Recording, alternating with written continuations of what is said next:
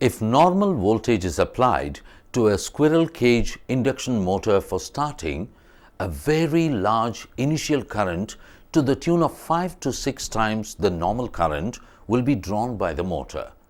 This will in turn affect the other electrical equipment connected to the same line. This initial rush of current is controlled by applying a reduced voltage to the stator winding during the starting period, and then the full normal voltage is applied when the motor has run up to the speed.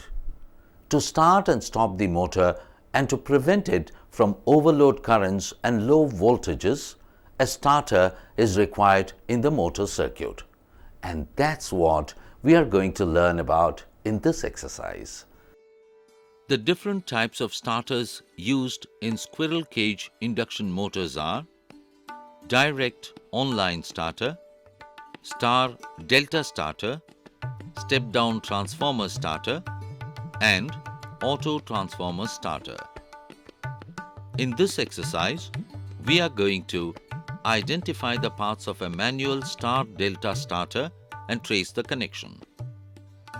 Draw the star delta connection of motor winding. Provide backup fuse in the main switch of the three-phase squirrel cage motor. Connect the manual star delta starter with three-phase squirrel cage induction motor. Start the motor through the manual star delta starter. The tools required for the purpose are insulated cutting plier, a screwdriver, side cutter, wire stripper, ammeter 10 amps, voltmeter of 500 volt range. First, gather all the details possible from the induction motor and the starter and enter it in the table.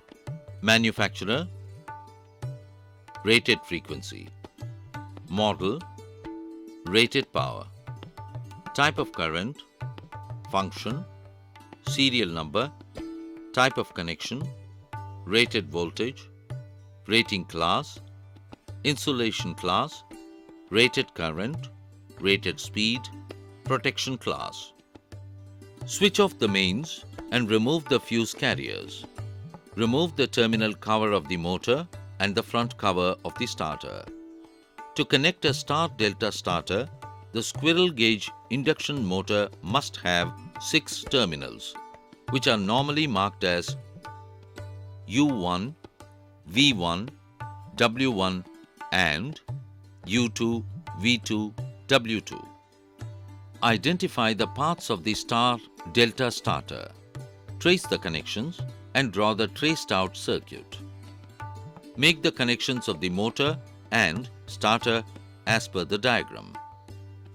Connect the 3 main supply cables to L1, L2 and L3. Insert an ammeter in series with one of the line cables from the main switch and the voltmeter across the 2 line cables. Insert the fuse carriers with proper fuse in the main switch. Switch on the mains power and observe the voltmeter reading and move the handle to star position positively, and at the same time observe the starting current and enter it in the table. Allow the motor to start, run for some time, and let the sound of the rotating shaft come to a steady state.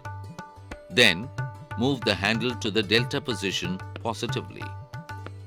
Note down the direction of rotation and enter it in the table. Note down the current drawn by the motor in running condition and enter the value in the table. Then stop the motor by pressing the stop button on the starter. Switch off the main switch and remove the fuses.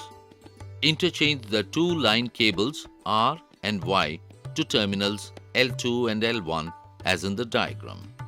Insert the fuse carriers and repeat the recording process again.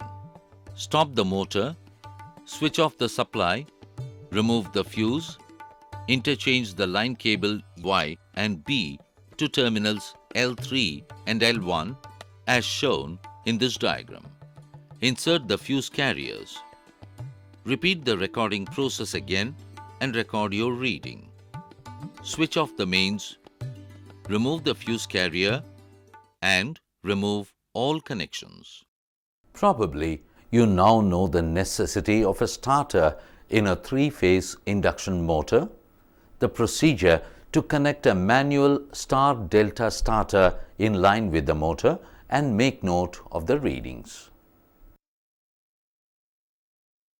This brings us to the end of this module, in which we dealt with the rewinding procedures for various types of motors. Motors burn out for a reason. It is usually important to figure out why a motor burnt out originally. If you don't figure that out and correct the cause of the burnout, the new winding will also burn out for the same old reason. So, please do the failure analysis properly before taking up a motor for rewinding. Thank you.